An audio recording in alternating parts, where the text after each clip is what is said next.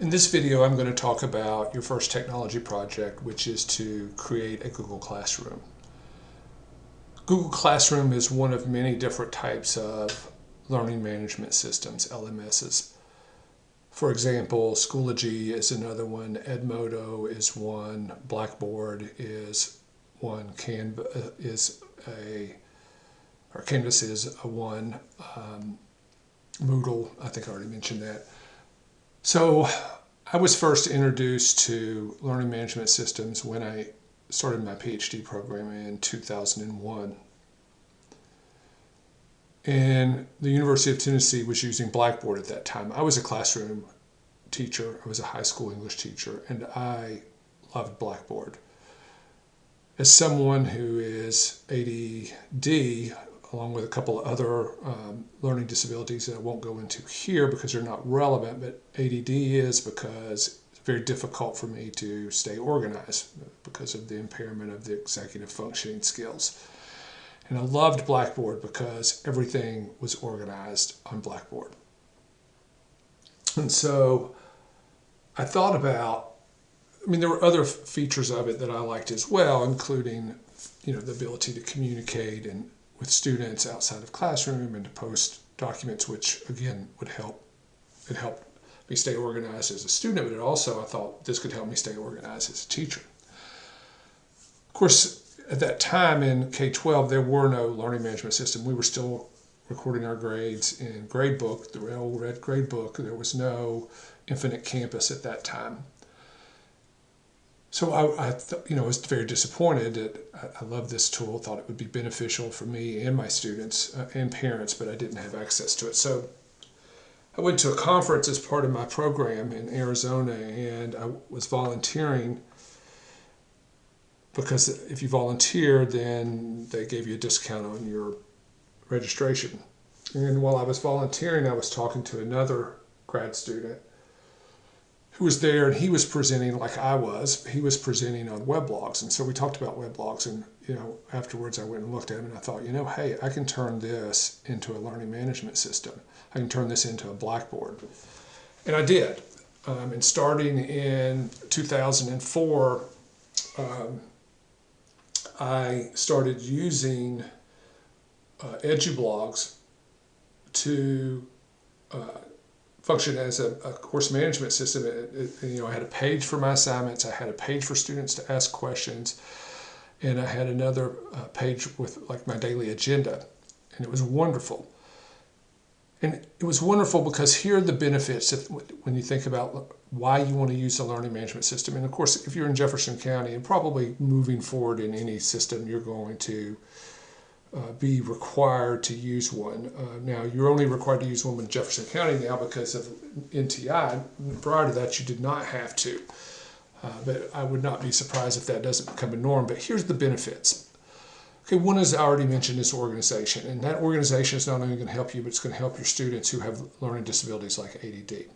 It's also going to help students who are chronically absent. There are currently 30,000 students in Jefferson County who are chronically absent, and that's defined as someone who misses more than 6 days. The type of students who are chronically absent are a student who has Crohn's disease. I had a student in my class, more than one, but one comes to mind, who had Crohn's disease and missed a lot of classes because of it.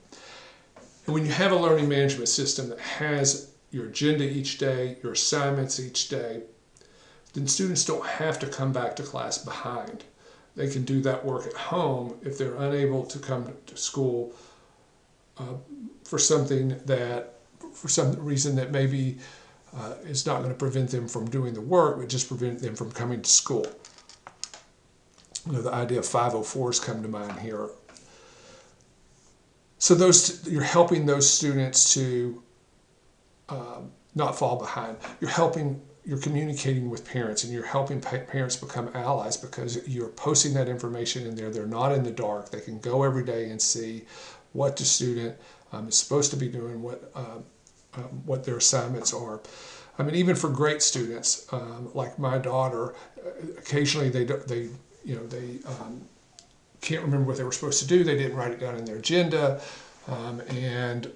or they left their agenda on the bus, whatever, then that information is there. So you're communicating that way.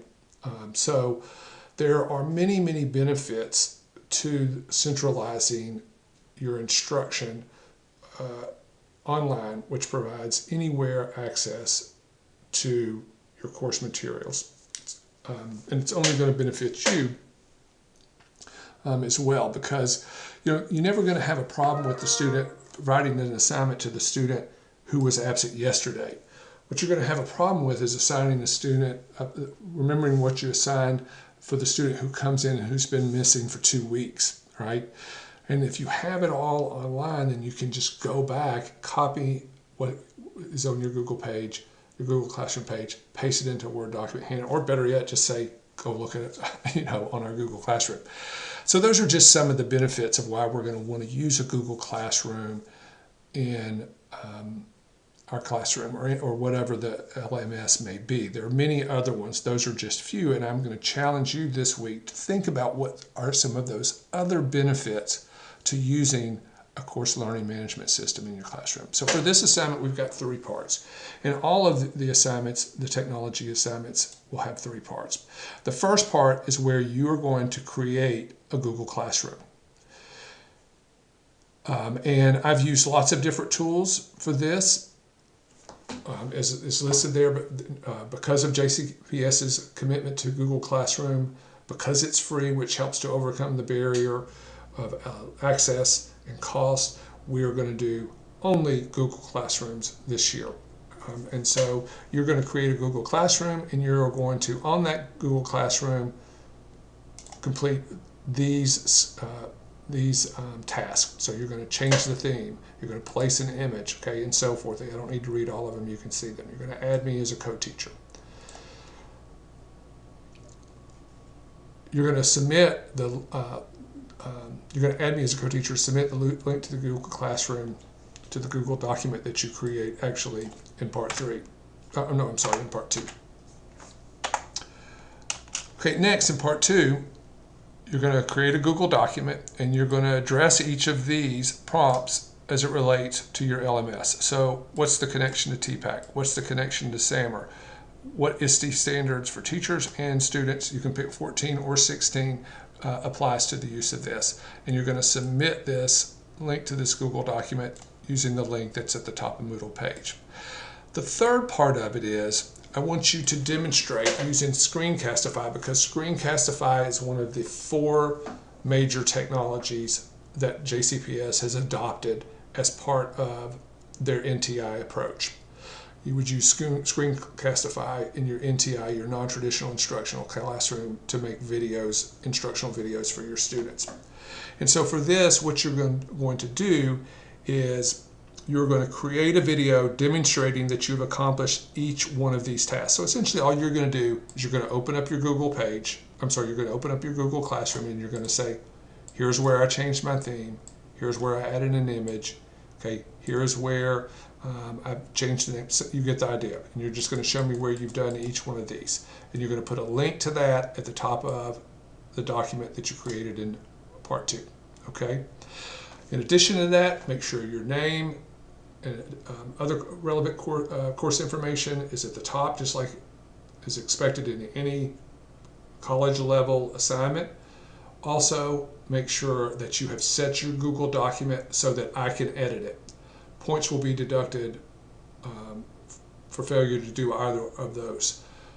If you want to know how you can test whether I can access and change your comment on your Google document, send it to someone who's not on your Gmail account. So send it to a colleague, send it to your significant other, send it to your child, and say, can you open this document and make a comment on it? Okay? All right. Hope you're looking forward to getting started. Hope you're looking forward to making your first Google Classroom if you haven't already. And just contact me via email, text, or phone if you have any questions.